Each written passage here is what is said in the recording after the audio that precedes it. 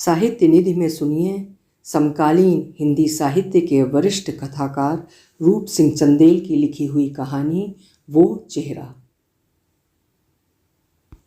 मध्य दिसंबर का एक दिन, सुबह की खिली खिली धूप और लॉन में पड़ी बेंचों पर बैठे कई चेहरे, धूप में नहाए चेहरे, धूप सेकते चेहरे। खिड़की का पर्दा उन्होंने थोड़ा सा खिसका दिया था, जिससे लॉन का दृश्य स्पष्ट दिख रहा था। उनकी नज़र एक चेहरे पर टिक गई और वो गौर से उसे देखते रहे। चेहरे पर उम्र की लकीरें स्पष्ट थीं। उन्होंने कुर्सी एक ओर खिसकाई और खिड़की पर जा खड़े हुए, निर्निमेष उस चेहरे को देखते हुए। वही हैं, लेकिन यहाँ क्यों?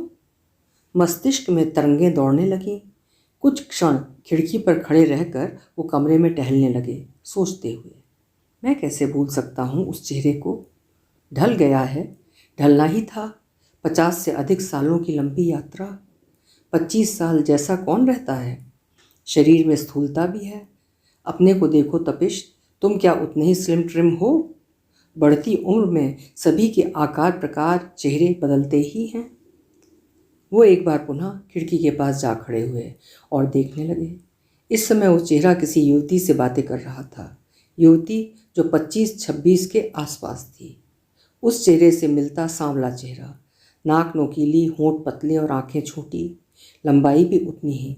वो भी तो उस युवती जितनी लंबी थी, लेकिन तब उनके नितंब छूते बाल थे जैसे कि उस युवती के हैं, लेकिन अब वो बॉब्ड थी। निश्चित ही ये वही हैं। वो अपनी टेबल के चारों ओर कमरे में कुछ क्षण तक टहलते रहे। क्या उन्हें मेरे बारे में जानकारी नहीं, या उनकी स्मृति पटल से मेरा नाम सदा के लिए मिट चुका है? लेकिन ऐसा संभव नहीं। हम 2 बार मिले थे, कितने ही पत्र लिखे थे एक दूसरे को। वो पुनः खिड़की के पास जा खड़े हुए। ये मेरा भ्रम नहीं है, ये वही हैं। दरवाजे पर दस्तक हुई। कम इन।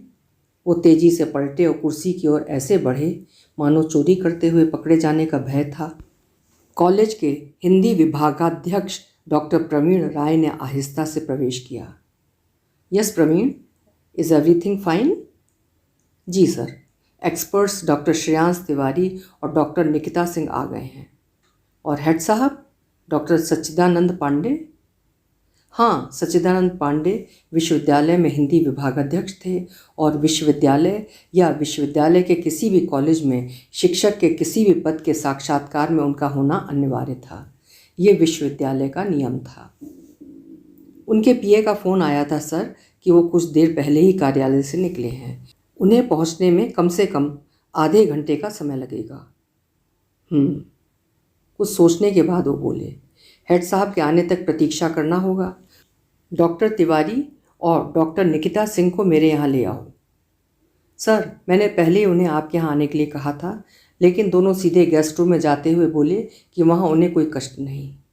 ओके। प्रवीण राय को सामने कुर्सी पर बैठने का इशारा करते हुए वो बैठ गए और बोले, इन दोनों की जोड़ी जहाँ भी जाती है अपने कैंडिडेट के लिए दबाव बनाते हैं। क्षण भर चुप रहे। दरअसल हेड साहब सीधे व्यक्ति हैं, वो सब कुछ जानते हैं, लेकिन नहीं मालूम किन कारणों से प्रायः इन दोनों को एक साथ विशेषज्ञ के रूप में रिकमेंड कर देते हैं। सर, मुझे जहाँ तक जानकारी है, जब भी डॉक्टर तिवारी से पूछा जाता है कि विशेषज्ञ के रूप में किसी कॉलेज में जाने के लिए उनकी शर्त होती है कि उनके साथ दूसरा विशेषज्ञ डॉक्टर निकिता सिंह होंगी, तभी वो जाएंगे। विश्वविद्यालय में उनके खिलाफ जाने की शक्ति किसी में नहीं है। हिंदी के प्रतिष्ठित आलोचक हैं, सत्ता में पैठ है और वीसी भी उन्हें मानते हैं। वो मुस्कुराते रहे। सर, निकिता सिंह का कोई छात्र है, सुना है उनके निर्देशन में पीएचडी कर रहा है और नेट भी उत्तीर्ण है, हो सकता है। उन्होंने प्रवीण की बात आधी अधूरी सुनी। उस क्षण उनकी नज़रें खिड़की के बाहर बेंच पर अखबार में झुके उस चेहरे पर टिकी हुई थी। युवती अब वहाँ नहीं थी। युवती भी शायद अभ्यर्थी है, उन्होंने सोचा। सर, फिर? प्रवीण के टोकने से वो हचकचा गए। ये हो सकता है, लेकिन डॉक्टर तिवारी 2 अपने रखते हैं, तब कहीं एक वैकेंसी निकिता सिंह को देते हैं। सर, प्रायः महिला अभ्यर्थी ही उनकी कैंडिडेट होती हैं। उनके निर्देशन में पीएचडी करने वाली सभी लड़कियां ही हैं। एकदम समाजवादी हैं डॉक्टर तिवारी। निकिता ने भी उनके निर्देशन में पीएचडी की थी। उनके आलोचक इसे उनकी कमजोरी मानते हैं तो मानते रहें। चुप होकर प्रवीण की ओर देखने के बाद वो खिड़की से बाहर लॉन की ओर देखने लगे। वो चेहरा उन्हें वहाँ नजर नहीं आया। कहाँ गई? क्षणांश के लिए वो विचलित हुए, लेकिन तभी सामने बैठे अपनी ओर ताकते प्रवीण पर दृष्टि डाली और बोले, लेकिन हम क्या करें प्रवीण? क्या सर? आपको बताया था मिनिस्ट्री से आए फ़ोन के बारे में। मंत्री जी किसी निरंजन प्रसाद में इंटरेस्टेड हैं। मंत्री जी के मुंह लगे ज्वाइंट सेक्रेटरी का फ़ोन था। दोनों ही बिहार के हैं। जेएस ने संकेत में यह भी कहा था कि निरंजन मंत्री जी का दूर का रिश्तेदार है। सर, हमें डॉक्टर तिवारी से पहले बात कर लेनी चाहिए और अपनी समस्या डॉक्टर पांडे को भी बता देना चाहिए। प्रवीण, आप जानते हैं कि डॉक्टर तिवारी का कैंडिडेट नहीं तो किसी का नहीं। उन पर मंत्री संतरी का प्रभाव नहीं पड़ने वाला। सर, वैकेंसी भी एक ही है, एडहॉक भी नहीं, वरना डॉक्टर तिवारी के लिए एडहॉक का ऑफर दे सकते थे।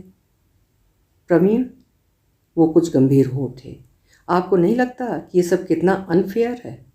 मंत्री के कैंडिडेट की बात हो या डॉक्टर तिवारी या डॉक्टर निकिता की या किसी अन्य के कैंडिडेट की, जो अभ्यर्थी दूर से आते हैं और कितनी ही बार उन्हें दूर शहरों में असफल साक्षात्कार के लिए जाना होता है, उनके विषय में सोचो। अधिकांश बेकार और साधारण हैसियत के युवक, ये तिवारी या मंत्री जैसे घड़ियाल उनकी नौकरियां निकल जाते हैं। उनका चेहरा लाल हो उठा। सर, प्रवीण ने चुप रहना ही उचित समझा, क्योंकि वो स्वयं भी सिफारिश से नियुक्त हुआ था। लेकिन वो जानता था कि उसके सामने बैठे डॉक्टर तपेश, उसके प्राचार्य, एक मेरिटोरियस व्यक्ति थे और उन्होंने सिफारिश से नहीं, अपनी योग्यता से प्राध्यापकी पाई थी और विश्वविद्यालय कॉलेज की राजनीति के बावजूद वो इस पद पर पहुंचे थे, अपनी योग्यता के बल पर। डॉक्टर तिवारी और डॉक्टर निकिता सिंह के लिए जलपान की व्यवस्था, कहते हुए उन्होंने अपनी बात अधूरी छोड़ दी। सर, डॉक्टर अनिरुद्ध शुक्ल उनकी सेवा में हैं। ओके। उन्होंने पुनः लॉन की ओर देखा। बेंचों पर बैठे अन्य लोग भी इधर उधर जा चुके थे, केवल एक वृद्ध पुरुष को छोड़कर। डॉक्टर पांडे के आते ही मुझे सूचित करना। उनके आते ही इंटरव्यू प्रारंभ कर देना है।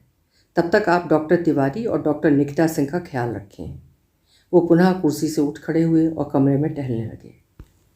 वो मन में सोचने लगे कि लोग रिसेप्शन में बैठे होंगे, धूप में गर्मी बढ़ गई होगी, मुझे रिसेप्शन की ओर जाना चाहिए। लेकिन क्यों? मन ने उनसे पूछा। शायद वो वहाँ मिल जाएं।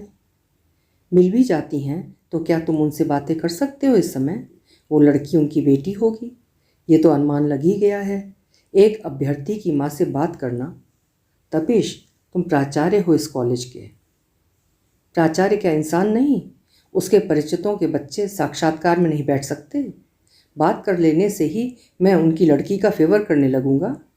मुझे उस लड़की का नाम भी नहीं मालूम, जबकि मंत्री जी की तोप इन्हीं बच्चों के बीच कहीं समाई होगी। तिवारी और निकिता सिंह की गन भी होगी कहीं। इंटरव्यू करने उधर से जाते हुए मैं उन्हें भली भांति देख सकूंगा।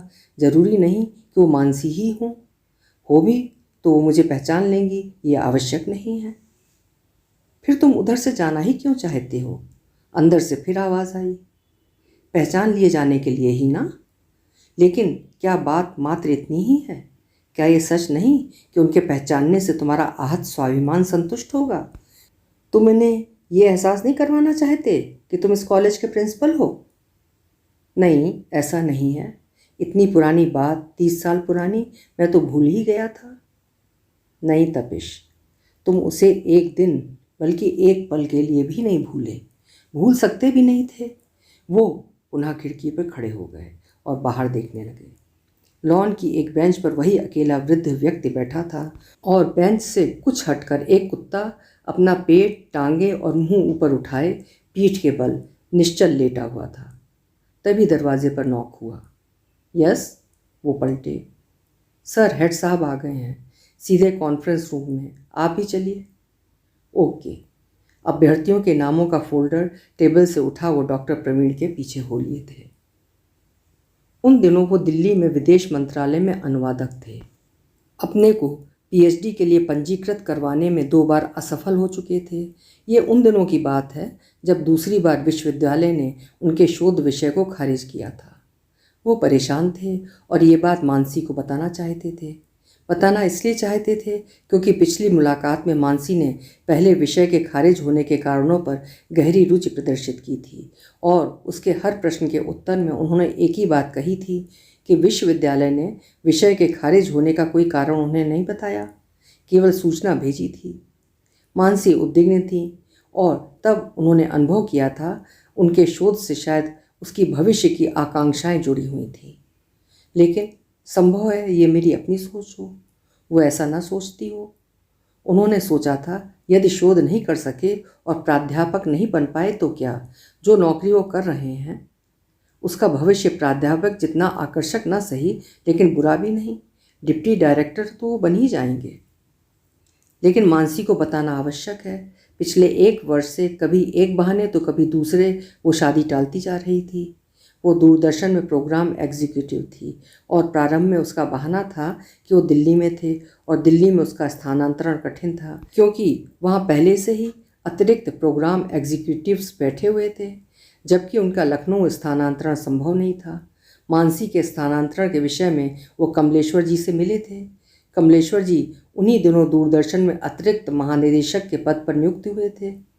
मुस्कुराते हुए कमलेश्वर जी ने कहा था, तपिश जी, ये बड़ा काम नहीं है, शादी करो, स्थानांतरण की जिम्मेदारी मेरी। कमलेश्वर जी ने उनकी आंखों में देखा, फिर मुस्कुराए, एक मीठी मुस्कान, और बोले थे, भाई पता कर लो आपकी मंगेतर की कोई दूसरी समस्या तो नहीं। ऐसा नहीं लगता सर, उसे दोनों के अलग अलग शहरों में रहने का भय ही सता रहा है लगता है। उन्हें बता दो कि मैंने आश्वस्त किया है। कमलेश्वर जी की बात बताने के बाद मानसी ने खत में लिखा, तपिश, आपने पहले ये क्यों नहीं बताया था? अब 1 साल के लिए मैं बंद गई हूँ। मैंने यह विश्वविद्यालय में मॉर्निंग शिफ्ट में उर्दू सर्टिफिकेट कोर्स में प्रवेश ले लिया है। एक ज़माने से मैं उर्दू सीखना चाहती रही हूँ। 1 वर्ष की ही बात है। कमलेश्वर जी तो अभी आए ही हैं, अभी रहेंगे ही। भले ही IAS लॉ भी उनके खिलाफ है, तो क्या आप 1 वर्ष रुक नहीं सकते? मैं तो रुका हुआ हूँ ही, लेकिन मेरे घर वाले, उनका धैर्य चुका जा रहा है। उन्होंने मानसी को लिखा था, मैंने अपने डैडी से बात की है, वो आपके डैडी को मेरी समस्या से अवगत करा देंगे। मानसी ने इस पत्र में आगे लिखा, समय निकाल कर आकर मिल लें, पत्रों में बातें नहीं हो पाती। कोशिश करूँगा। उन्होंने उसे लिख तो दिया था, लेकिन लखनऊ जाने का प्रयास नहीं किया और ना ही मानसी का उसके बाद कोई पत्र आया। शोध के अपने नए विषय की तैयारी और रूपरेखा प्रस्तुत करने की चिंता में वो इतना डूबे कि वो उसे पुनः पत्र लिख नहीं पाए। इस बार विषय प्रस्तुत करते ही निर्णायक समिति की बैठक हुई और उनका विषय पुनः खारिज कर दिया गया। विश्वविद्यालय का पत्र थामे वो कितनी ही देर तक ये सोचते रहे थे कि उन्हें मानसी को ये सूचना देना ही चाहिए, और उन्होंने उसे अंतर्देशीय पत्र लिख दिया था। 15 दिन के अंदर ही उत्तर आया, आपका मिलना आवश्यक है, जितनी जल्दी संभव हो। उन्होंने उसके ऑफिस के पते पर पत्र लिख दिया कि अमुक तिथि को अमुक ट्रेन से लखनऊ पहुंचेंगे, सुबह 10 बजे उसके कार्यालय में मिलेंगे। कार्यालय नहीं, इंडियन कॉफ़ी हाउस, 11 बजे, मेरे कार्यालय के निकट ही है, सुबह 11 बजे, मिस नहीं करेंगे। मानसी ने तुरंत लिख भेजा था। निश्चित तिथि को ठीक 11 बजे सुबह वो कॉफ़ी हाउस में थे। 5 मिनट ही हुए थे उन्हें वहाँ पहुँचे कि उन्होंने एक युवक के साथ सड़क पार करते हुए मानसी को देखा। टेबल पर बैठने के लिए उन्होंने कुर्सी को हाथ लगाया ही था कि रुक गए और बाहर निकल आए। उनकी दृष्टि युवक पर टिकी हुई थी। मानसी जिससे हंसकर कुछ कह रही थी। युवक लंबा, 5 फीट 8 इंच के लगभग, स्लिम, गोरा, एक वाक्य में कि वो सुंदर था। ऑफिस का कोई कलीग होगा, उन्होंने सोचा, कहीं जा रहा होगा। लेकिन युवक कहीं नहीं गया, मानसी के साथ रहा। मानसी ने दूर से उन्हें देख लिया था और उनकी ओर हाथ का इशारा कर कुछ कहा। उन्होंने मानसी के संकेत के बाद युवक को हंसते देखा था। सॉरी, मैं 10 मिनट लेट हूँ, उनके निकट पहुँच मानसी बोली। वो चुप रहे। उनकी नज़रें युवक पर गड़ी थीं। ओह, मानसी ने उनके भाव पढ़ लिए। ये है मनीष तिवारी, आकाशवाणी में हैं, प्रोग्राम एग्जीक्यूटिव। मानसी से शेष शब्द मनीष तिवारी ने झटक लिए और उनकी ओर हाथ बढ़ाकर बोला, आपसे मिलकर प्रसन्नता हुई। थैंक्स, मंद स्वर में वो बोले थे।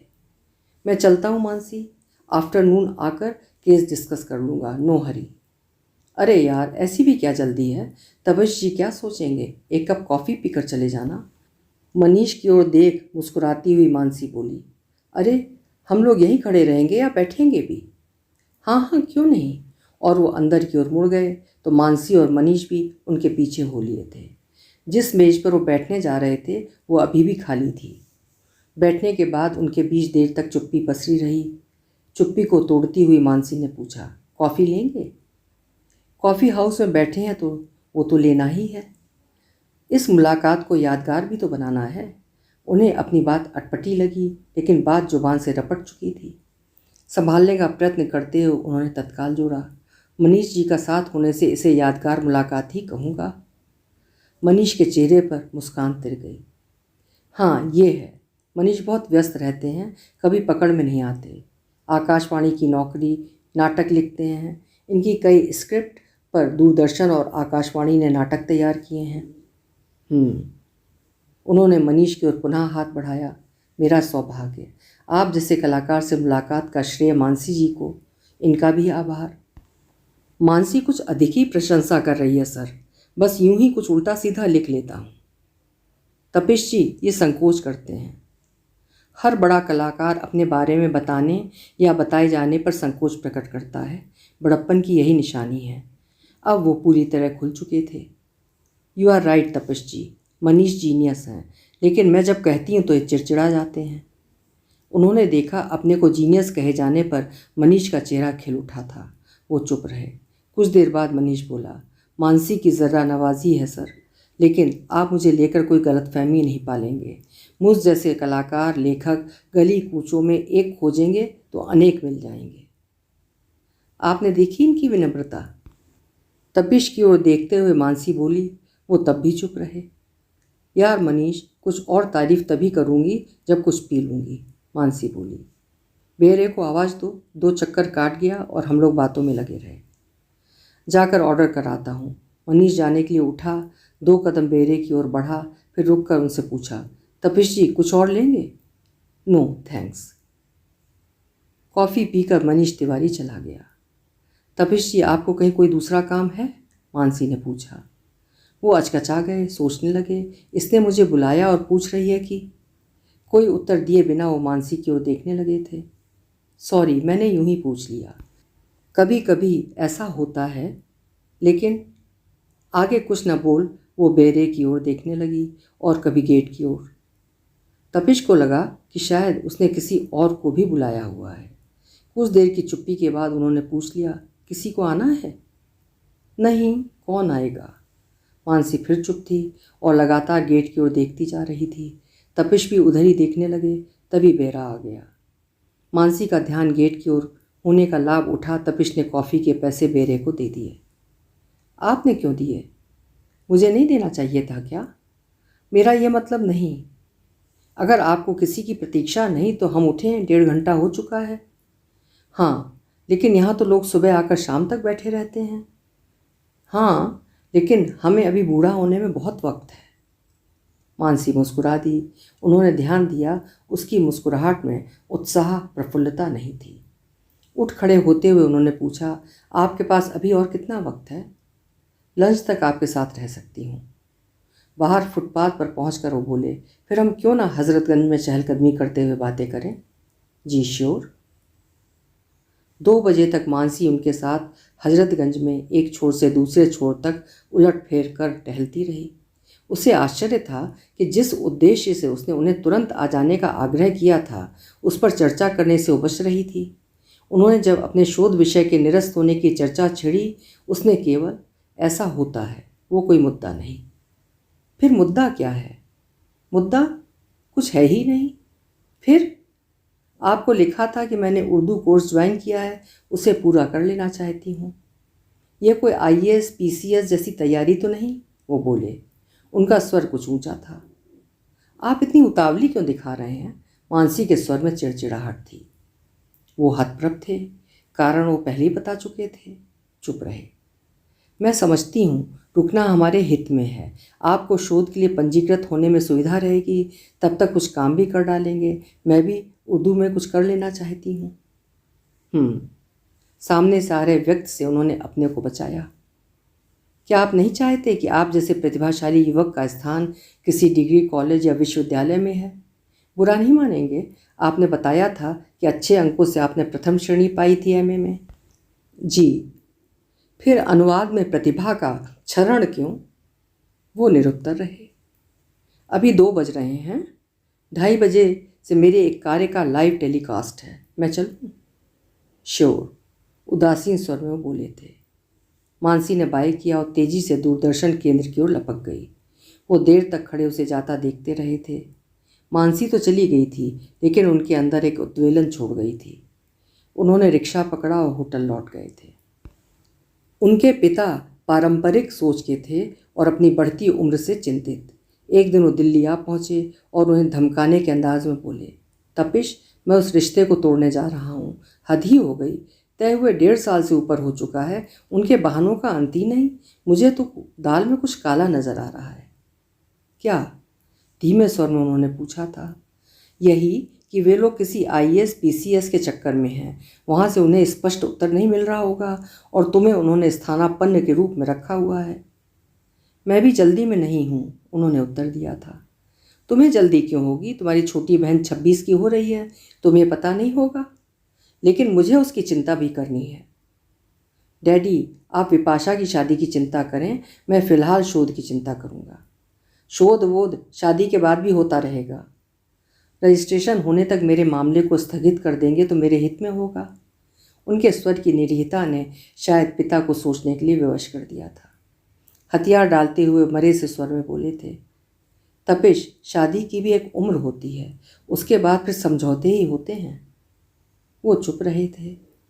पिता गए तो वो शोध के लिए नए विषय के पंजीकरण की तैयारी में लग गए थे। तीसरी बार शोध निर्णायक मंडल की बैठक 6 माह बाद हुई। इस बार उनका विषय पंजीकरण के लिए स्वीकृत हो गया था। जिस दिन ये बताने के लिए दफ्तर में उनके गाइड का फ़ोन आया, उसी दिन शाम घर पहुंचने पर डाक से आया उन्हें एक निमंत्रण पत्र मिला, जिस पर नज़र पड़ते ही वो चौंके थे। उस पर मानसी और मनीष के नाम लिखे थे। कार्ड खोलने का मन न होते हुए भी उन्होंने उसे खोला, पढ़ा और एक और खिसका दिया।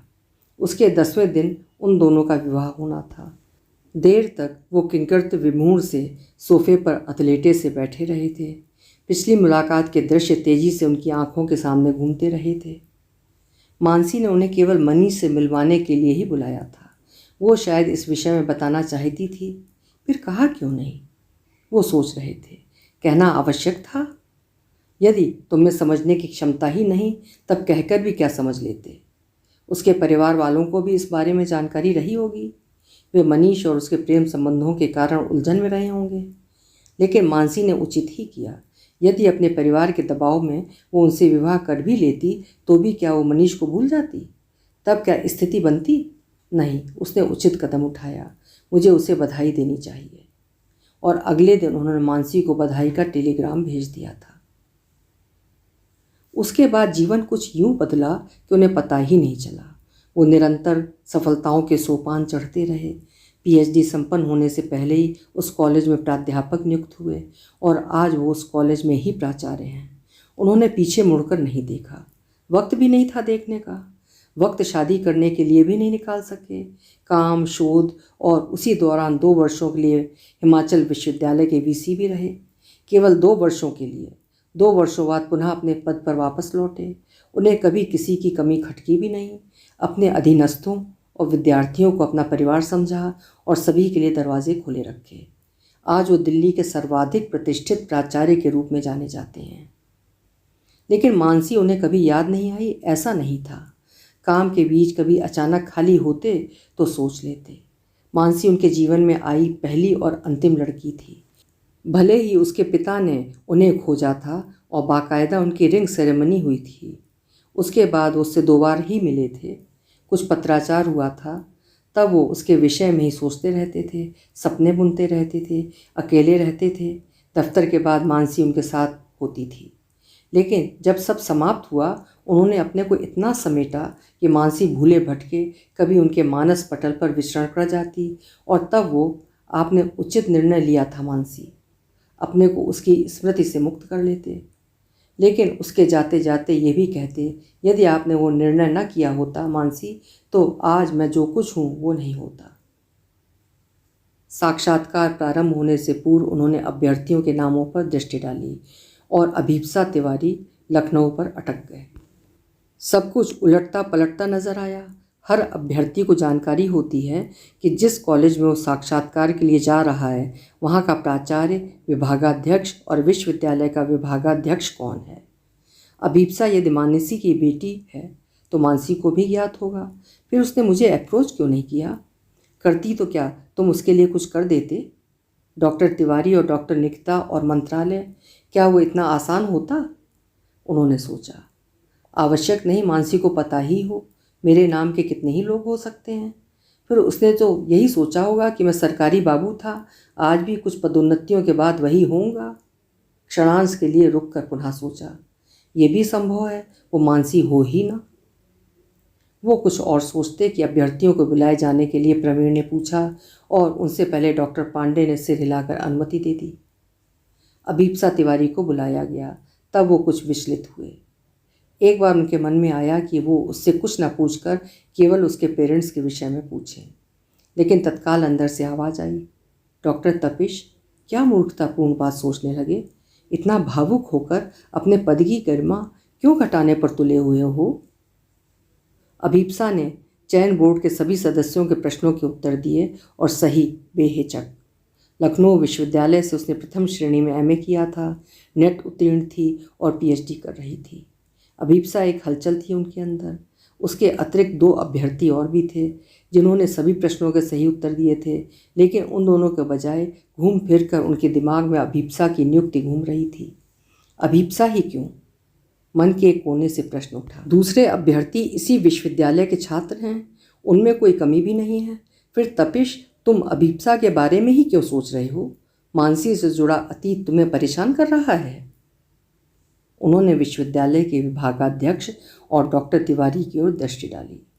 डॉक्टर तिवारी साक्षात्कार समाप्त हो जाने के बाद डॉक्टर निकिता सिंह से फुसफुसा कर कुछ कह रहे थे और वो स्वीकृत में सिर हिला रही थी।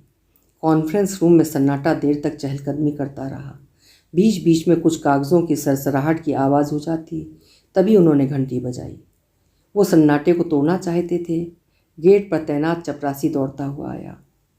चाय? जी सर। चपरासी के मुड़ते ही वो बोले, किसके नाम पर विचार किया डॉक्टर तिवारी? उन्होंने विभागाध्यक्ष और डॉक्टर निकिता सिंह की ओर देखा। रंजना श्रीवास्तव। डॉक्टर साहब, रंजना आधे प्रश्नों के उत्तर ही नहीं दे पाई थी। डॉक्टर प्रवीण राय विनम्रतापूर्वक बोले। उन्होंने पुनः विश्वविद्यालय विभागाध्यक्ष की ओर देखा। वो चुप थे। सर, डॉक्टर प्रवीण ठीक कह रहे हैं। डॉक्टर शुक्ल की आवाज़ थी। डॉक्टर शुक्ल ने कुछ अधिक ही प्रश्न किए थे रंजना श्रीवास्तव से। उन्होंने उससे ये भी पूछा था कि पीएचडी के उसके निर्देशक कौन थे। प्रश्न सुनकर पहले तो रंजना अचकचाई थी, फिर डॉक्टर तिवारी की ओर देखती रही थी। वे ये देखकर उलझन में थे कि वो उनकी ओर क्यों देख रही थी। जब डॉक्टर शुक्ल ने अपना प्रश्न दोहराते हुए कहा, रंजना श्रीवास्तव, आप डॉक्टर साहब की ओर क्यों देख रही हैं? मेरे प्रश्न का उत्तर दें। जी, डॉक्टर साहब मेरे निर्देशक थे। डॉक्टर तिवारी की ओर इशारा करती हुई रंजना बोली थी। अब वो समझ पा रहे थे कि डॉक्टर शुक्ल ने सोच समझकर उस लड़की से वो प्रश्न किया था। शुक्ल को पहले से ही जानकारी रही होगी और बोर्ड के सभी सदस्यों को इस प्रकार वो इस बात से अवगत करवाना चाहते होंगे। शायद उन्हें यह भी जानकारी रही होगी कि डॉक्टर तिवारी रंजना श्रीवास्तव का ही चयन करना चाहेंगे। अभीप्सा के नाम का प्रस्ताव करने का विचार उन्हें त्यागना पड़ा था, क्योंकि डॉक्टर तिवारी डॉक्टर शुक्ल पर बरस पड़े थे। प्रवीण शुक्ल के पक्ष में बोल रहे थे और उनके तर्क थे कि जब रंजना श्रीवास्तव से अच्छे और उससे अधिक योग्य अभ्यर्थी हैं तब उसका चयन क्यों किया जाए। डॉक्टर तिवारी और निकिता सिंह रंजना के पक्ष में अड़ गए। लगभग 2 घंटे तक बहस चलती रही। चाय के 2 दौर समाप्त हो चुके थे। निष्कर्ष के लिए शुक्ल और प्रवीण उनकी और हेड की ओर देखने लगे थे। हेड ने पूरी तरह से मौन धारण किया हुआ था। शायद उन्हें पहले से ही ज्ञात था कि तिवारी अपने कैंडिडेट के लिए सदैव की भांति अड़ेंगे। तिवारी के आड़े आना उन्हें उचित नहीं लगा। उन्होंने चुप का विकल्प चुन लिया था। तपिश बहुत देर तक अपने प्राध्यापकों और डॉक्टर तिवारी के बीच छिड़ी बहस को सुनते रहे थे। उन्होंने विभागाध्यक्ष की ओर पुनः देखा। वो स्थित प्रज्ञ थे। अंततः उन्होंने कहा, डॉक्टर तिवारी, रंजना इस कॉलेज के लिए उपयुक्त नहीं रहेगी। उसके बजाय आप किसी अन्य के नाम पर विचार करें तो अच्छा होगा। मैं किसी और के नाम की संतुति नहीं करूँगा। यदि आप लोग करना भी चाहेंगे तो मैं हस्ताक्षर नहीं करूँगा। डॉक्टर तिवारी ने उबलते हुए कहा। मैं भी नहीं करूँगी। डॉक्टर निकिता सिंह के स्वर में भी उत्तेजना थी और बोर्ड निरस्त कर दिया गया था। जब वो कॉन्फ्रेंस रूम से बाहर निकले अंधेरा हो चुका था। चपरासी, सेक्शन अफसर, 2 क्लर्कों के अतिरिक्त चौकीदार ही वहाँ थे। ट्यूबलाइट्स और पीले बल्बों की रोशनी कॉलेज परिसर में फैली हुई थी। किसी से बिना कुछ कहे वो रिसेप्शन की ओर बढ़ गए। प्रवीण उनके पीछे लपके, लेकिन दूर से ही सूने पड़े रिसेप्शन को देखकर वो उल्टे पांव लौट पड़े थे अपने चैम्बर की ओर। सर, मैंने आपसे पहले ही कहा था, हमें दोबारा उसी प्रक्रिया से गुजरना होगा सर। 6 महीने लग जाएंगे, लेकिन विचार मग्न स्वर में बोले, तो सभी चले गए? कौन सर? प्रवीण ने उनके पीछे चलते हुए पूछा। कोई नहीं। और वो तेजी से अपने चैम्बर की ओर बढ़ गए थे। अभी आप सुन रहे थे वरिष्ठ कथाकार रूप सिंह चंदेल जी की लिखी हुई कहानी वो चेहरा। स्वर दिया था मैंने, यानी सीमा सिंह।